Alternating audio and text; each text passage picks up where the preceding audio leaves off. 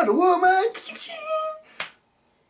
Okay, so we're here to talk about the 2011 pilot episode of the cancelled, before it even came out, TV show that stars Adrianne Palicki.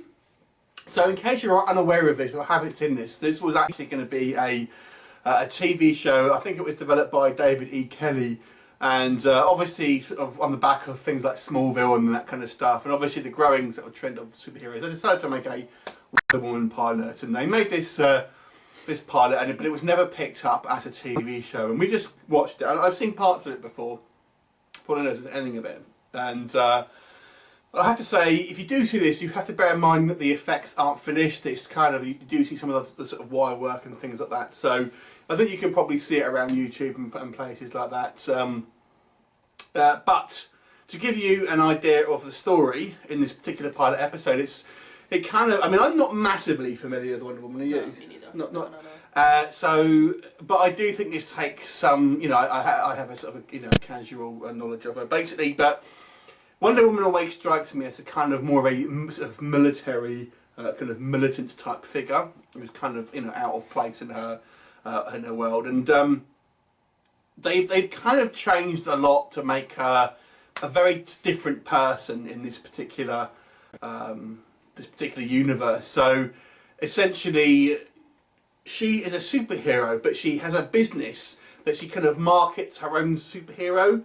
Like, so she's Wonder Woman by night, and then during the day she's Diana Themyscira, and basically that's her. She has this whole business based on marketing her own persona with action figures and dolls and merchandise, basically. And then she has a kind of third alter ego called Diana Prince, which is basically her sort of just her own sort of private kind of persona, basically. And you know, she's, this particular episode, or this one only episode, focuses her trying to kind of take down this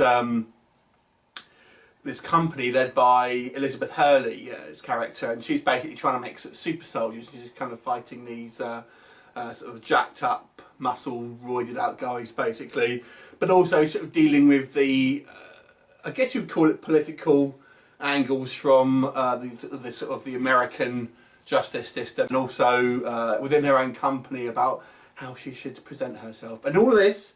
And she's this kind of quiet gal who likes to sit down with her cat and watch Ryan Gosling movies. So, what did you think of this pilot episode?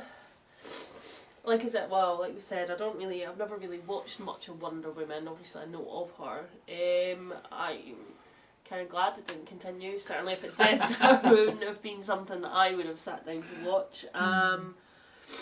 I don't know, I just didn't think the acting was particularly great, even though there's quite a few people in there who've been in like some really good movies.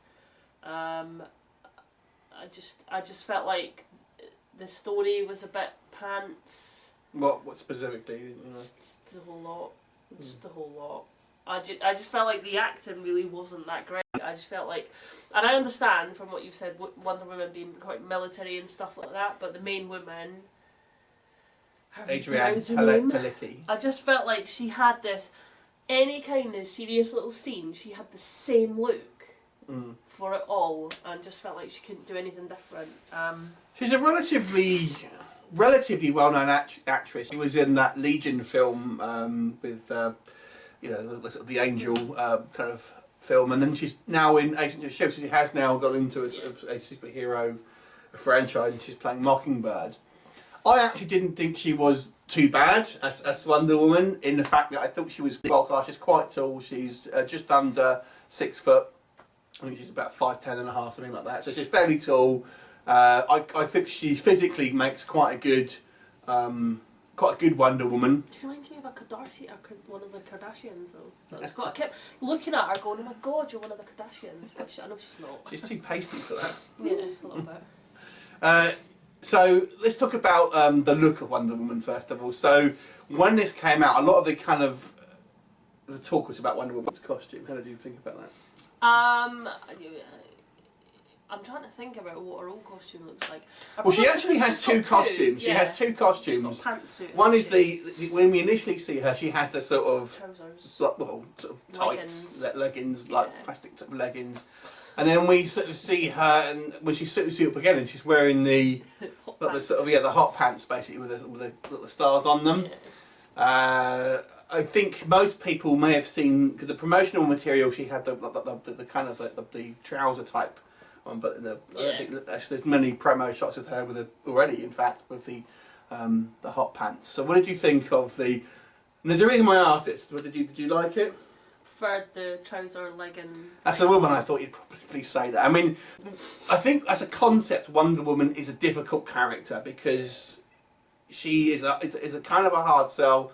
She's been co-opted to become like a feminist icon. If you are sort of familiar with the character, obviously we've got her in the Batman and Superman movie coming out, played by Gal Gadot. But she's kind of been this like icon for feminism, but she didn't start out really that way. But she's kind of been adopted as that sort of persona, really.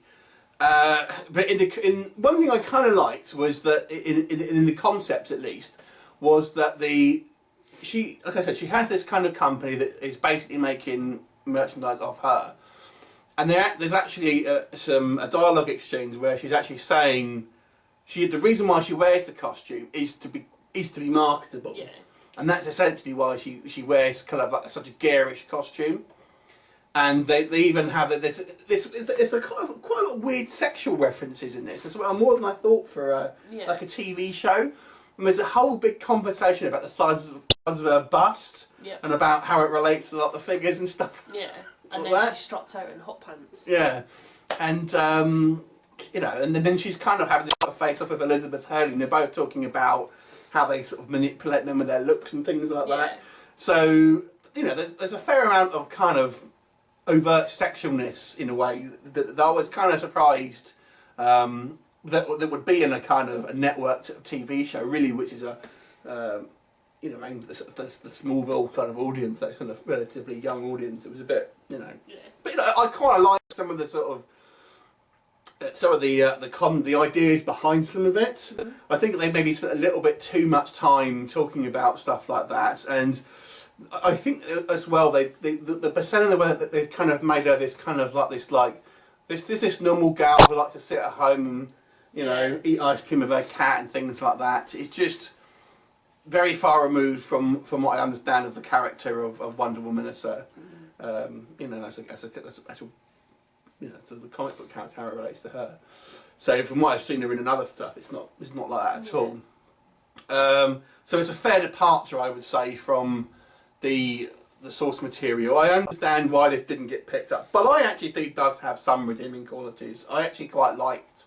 I mean, I quite like the actress in Legion, and I think she's. In Agents of S.H.I.E.L.D., she's actually one of the actual characters that exist in the comics, so maybe I'm going to bias to that. But what would you give it out of 10?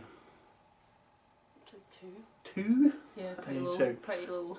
I'm going to give this a 4 out of 10. I don't think it's as bad as some people make out. I think I obviously see where the problems are, and I understand why it didn't get picked up. But I think with some tweaking, the concepts may have worked, and Yeah. But there you go. So if you haven't seen it, obviously you can probably get it on YouTube.